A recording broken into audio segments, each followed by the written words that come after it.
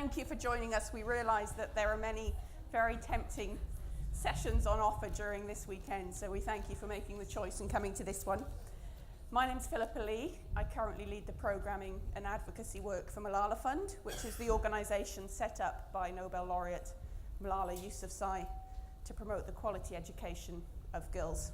And this is my colleague Hendrina. Good afternoon, and once again, thanks for coming. My name is Hendrina Doroba. I'm the Executive Director for Forum for African Women Educationalists. This is a Pan-African NGO that promotes women and girls' education across sub-Saharan Africa. We work very closely with governments, but ours is really to create awareness and just make sure that government integrates some of the successful interventions into policy and practice. So welcome to the session.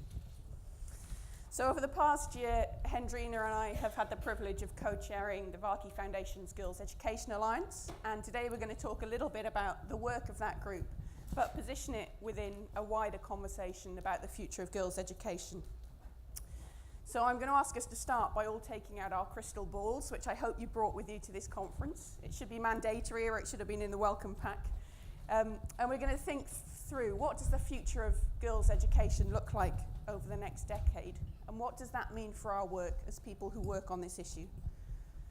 So I'm going to suggest 4 trends which I think are important for us to think about as we work on girls' education over the next 10 to 12 years.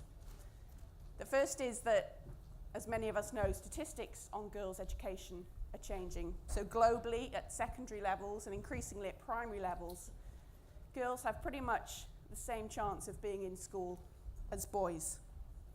131.7 million girls remain out of school. That's only 400,000 more than boys. I say only, that's a big number, but the out-of-school rates are converging. So the question then arises, should we keep investing in girls' education as a discrete project? And I know some of our colleagues were debating this in the chamber yesterday.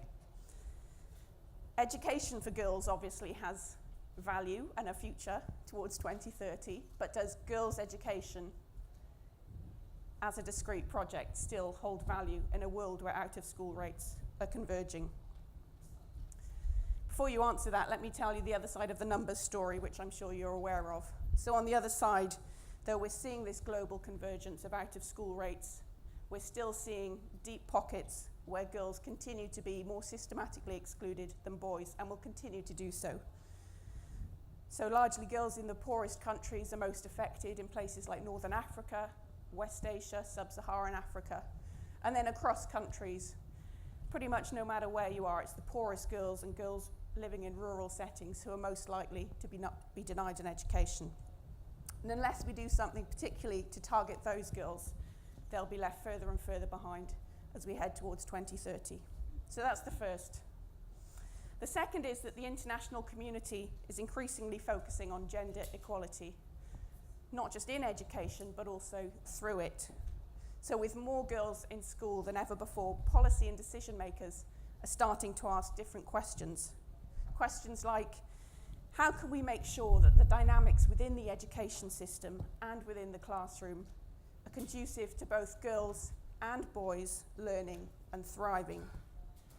And how can education help girls and boys to overcome wider gender inequalities in society? Addressing challenges of girls' education is no longer just about making sure that the right resources or infrastructure is in place. It's about institutional change, supporting teachers, schools, administrators to be gender equitable in their practices, and also challenging structures outside of schools that hold women and girls back. It's about norm change, challenging gender stereotypes through what is taught and how it is taught, and challenging discourses on appropriate futures for women. It's about social change, instilling in girls and in boys the attitudes and behaviours that allow girls to succeed and to lead, and building their confidence and capability to speak up against discriminatory laws and behaviours when they come across them. The third trend I want to highlight is that new pathways to learning are perhaps becoming more important, particularly for youth. So the age 15 to 17 age group makes up over half of the children currently out of school, and many of those children will never have been to school in the first place. Also, since the year 2000, the refugee population has grown by 30%. Internally displaced people has grown by 50%. And we know that young people make up a huge proportion of those figures. Yet only 1 in 4 refugee young person is in school. We can't get the figures for IDPs, but it's probably reasonably high. So formal learning is unlikely to meet educational needs for the most marginalized going forward. This is an issue for boys and for girls, but arguably for girls the results are more disastrous. For a girl's protection, for her health, for her future possibilities. And they're also disastrous for us. I mean, we've probably all seen the statistics about what happens if you invest in girls' education. We grow economies, we improve the air that we breathe, we reduce the risk of violent conflict, and we advance public health. So we must find ways to make education more flexible and responsive, or we run the risk of losing out of the huge potential that girls hold, but also important gains for the world more broadly. The fourth and final trend that I want to highlight is that inclusive and sustainable growth is beginning to drive the economic agenda. You look at what the G20 are saying, the G7, the IMF. They all recognize that women's equal access to the labor market, to quality employment, to financial services is a prerequisite for strong, inclusive, and sustainable growth. But to date, all of these conversations have tended to ignore the role that girls' education plays in achieving these ends. There is a clear association between secondary education for girls and strong and inclusive growth. Yet the link between girls' education and economically empowered women is seldom made by governments and business. As you've probably heard many times over this day and a half, we're in the middle or at the start of a fourth industrial revolution.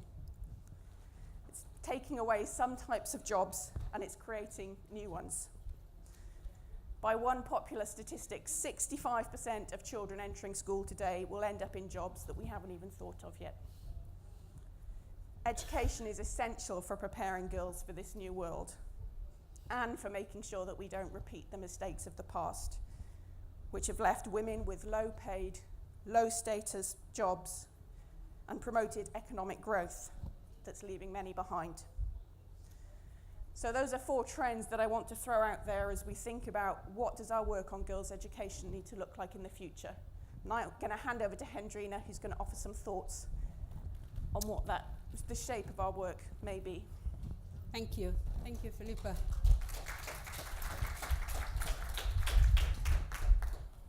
Thank you. Before I start, I want you to imagine this girl and think of an African girl, because I come from Africa. Where is she going to be in 2030? Where do you see this girl in 2030? Just think about that in a second.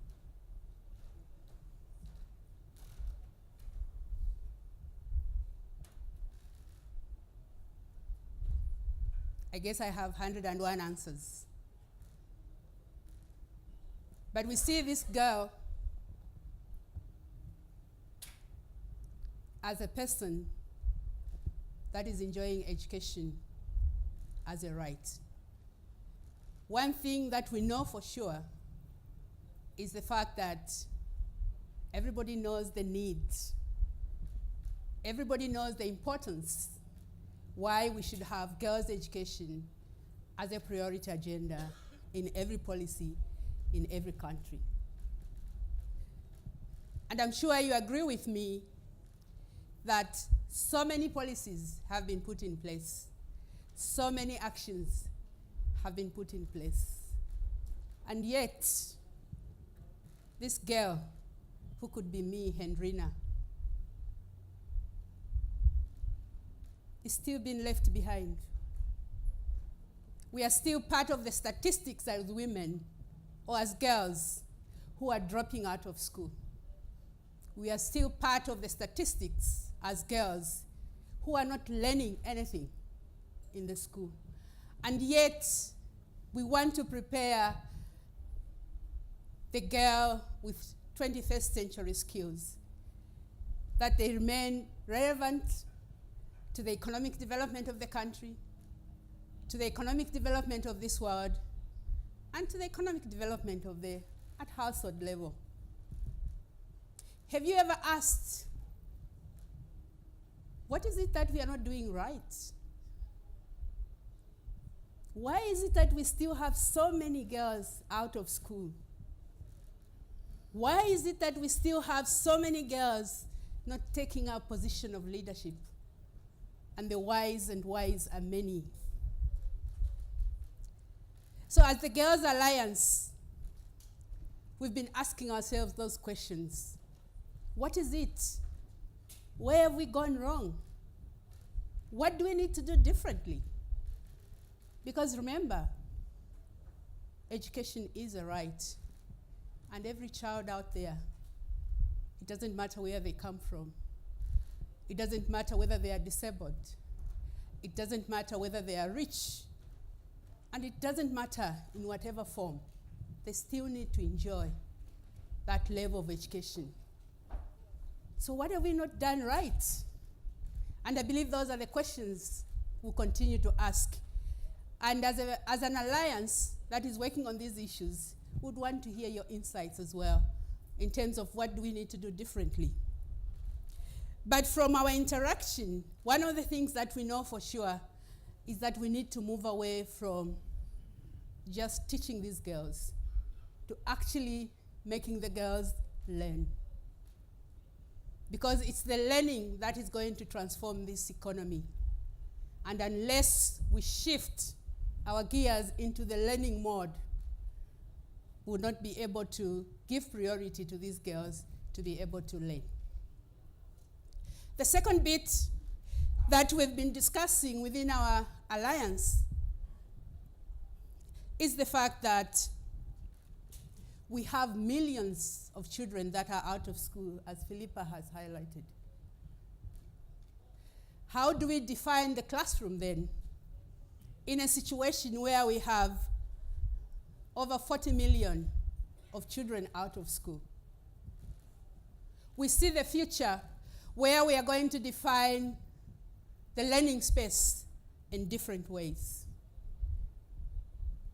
We see a future where we are actually going to go and reach out to those that are out of school, rather than inviting them to come into the classroom.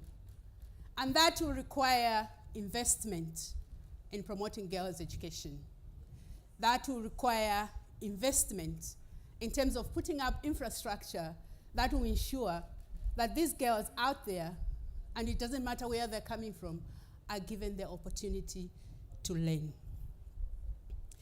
We also took cognizance of the fact that technology, and we've heard so much about the technology in this conference. How do we use technology to actually reach out to those that are not reachable? And how do we use technology to make mathematics an interesting subject, for instance? So we see a situation where education for girls is going to be informed by the kind of technology that is available within our means or within our areas. And so how do we use that to make sure that, first of all, we make the subject interesting, or the subjects interesting, but also we make sure that we reach to everyone, because education is a right. The third thing that we looked at within our alliance was the fact that, and I'm speaking from civil society perspective, that all of us are doing something and nobody's doing anything. And I say that because we've been successful in our own smallness as institutions, as civil society, sometimes even as governments. And yet we still have these numbers of children, especially girls, who are not learning, who are out of school.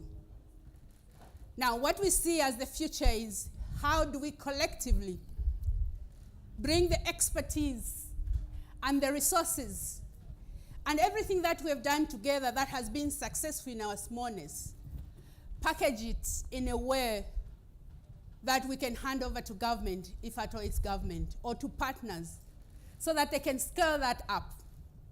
Because at the end of the day, these interventions that we are doing are interventions that should make a difference. They are interventions that should inform the future of girls' education. Another important thing that we picked from our conversations as a Girls Alliance was the fact that the girl herself is an important being within this learning space. So how do we ensure that this particular girl is given the attention, or is not just the attention, but also being empowered to be able to take up the learning herself and to choose what she wants to learn? We see a future where girls, if they are given that opportunity, if they are given the space, if the experts are able to develop coursework, they'll give an opportunity to this girl to be able to choose and say, I want to do this, I want to do that, and they'll have the power to do that. Unlike what is happening now where you are boxed, doesn't matter, you just have to do that. So we are seeing a future where girls will be able to do that. And one important thing that we looked at as an alliance was what would be the role of a teacher, and how can the teacher do things differently? We also recognize that there's so much that has been done out there by different partners. So we've collected all these ideas on how do you make the teacher teach from a perspective that they acknowledge that there are women and girls in the learning space, and therefore they need to take cognizance and make sure that those women, those girls, are actually given the opportunity. So we've collected a number of tools, tested, and tools that have actually worked in the smallness. But if you go to the VACI website, you'll be able to see the many tools that we've put there. And what we are asking you this afternoon is get into that website and give us some feedback. Are these tools really speaking to this education of girls in the future? And if there's anything that can be done differently, please go to the website and check for that and give us the feedback.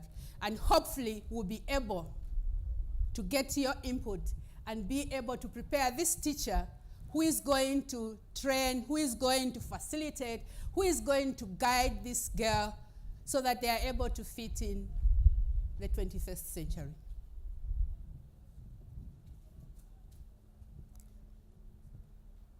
And I know that all of us who are here, we have our own experience.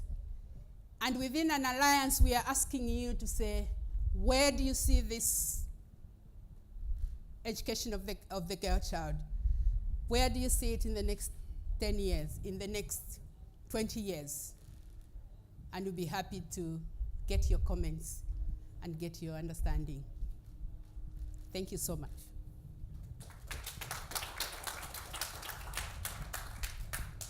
So we've got about 11 minutes left.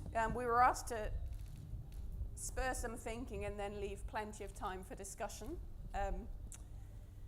You may not have heard of the VACI Foundation Alliances, but last year the foundation set up a number of alliances to look at education issues across a number of different sectors. Apparently, the Girls' Education Alliance was the one that argued the most about what we should focus on collectively, because the issues are so many. And we've raised some of them today, but we came down on looking at this issue of gender equality in the classroom and how we could support that through bringing together some of the great tools already out there into one place and making them more accessible to educators and to policymakers. Arguably, we haven't got that quite right yet, and we're hoping to work with the UN Girls' Education Initiative to take that piece of work forward and make it something that is a real tool that can help transform the way that girls are taught. But what we'd love to do over the next few minutes is just get your thoughts on the future of girls' education, either the future of, for us, working in girls' education, what do we need to do differently? Or what is the future as you see it for girls? So any thoughts, comments, questions, we'd love to take those and facilitate a bit of a conversation. It's the after lunch lull. Here we go. Thank you. My name is Agiliki Papa. I'm 2 times in the 50 top finalists of the Global Teacher Prize, and I fight for inclusion, not only for girls, but every child that needs to be included successfully in every classroom all over the world. So I believe that the world needs more women's power in all sections, everywhere, in every country, in every continent. And I believe that the global crisis that we're experiencing right now makes all more skeptical about what's wrong with humanity. And I'm sure that it's high time for everyone to understand that the lack of women power generally in the world has a lot to do with the global crisis that we're experiencing right now. So I believe that a very important thing what we should need to do as women is to create alliances and work together to create a big impact. We need to create synergies that we all collaborate on our common goals and not work alone, independently. We need to support and empower each other more. We need to find ways to connect in order to create a big impact and, of course, support the sustainability of the world globally. So hopefully we will have more chances to collaborate and support our common goals. Absolutely, thank you. Yeah, as Hendrina was saying, you know, the piecemeal efforts don't seem to work anymore. We're talking about systemic change, and for that we all need to come together. Yes, please. I have a question because, as you mentioned, there are lots of policy reforms that have been made, and so there are changes happening. But as you said, there's a strong dropout level that can be due to the need for the girls to work at home due to stereotypes, etc. So technology can help a lot in that if you bring education closer to the home. But I was wondering if there's anything that you do or the alliances or how you see this or perceive it on targeting the parents as well. You know, it's not only the governments putting those policies through, but having the families and the parents that are aware to then send the girls to school and keep them there, so to say. Is there anything you do to target parents? Mm-hmm. Let me just answer that from Malala, and then I'll ask Hendrina to speak from her perspective in the African continent. So one of the things we do at Malala Fund is very much target men and boys. So Malala's father obviously is someone who bucked the trend and sought to empower his daughter and send her to school from the first moment. And so he's very engaged in working with local activists who engage with men and boys to make them realize that their girls can go to school, should go to school, and what the future possibilities are there. So I agree it's very important. But Hendrina. Yeah, that's true. And for Forum for African Women Educationalists, one of the things that we is close to our heart is really engaging the parents, because we believe the responsibility of bringing up the child and making sure that the child gets into school is making sure that at household level they get that support. Particularly when you are coming from a community where you are looked down upon and they feel education is not your right, you really need to engage and make sure that the parents are involved. And one of the tools that you get on the website once it's up and running is really looking at that. How do you go beyond the classroom and mobilize the community to make sure that they are in support of the work that we are doing? So yes, it's parents are an important catalyst in this process. Any further thoughts? Any disagreements?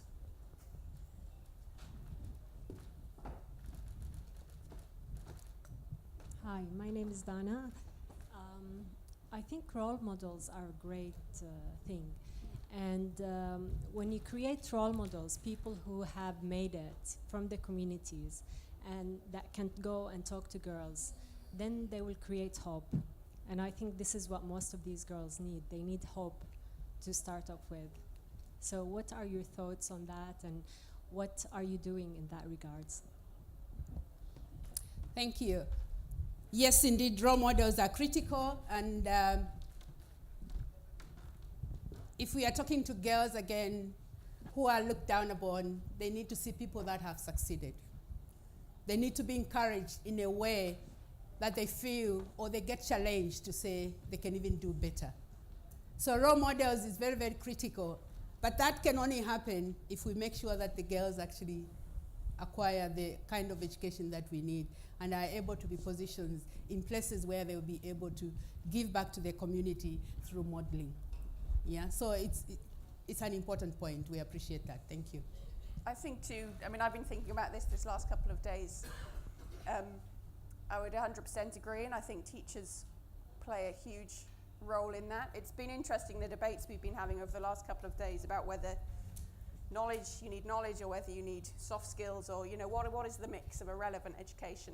And there's been a lot of focus on we need to do more to incubate soft skills in young people, in children. And arguably I would say that those are the skills that women tend to have more innately.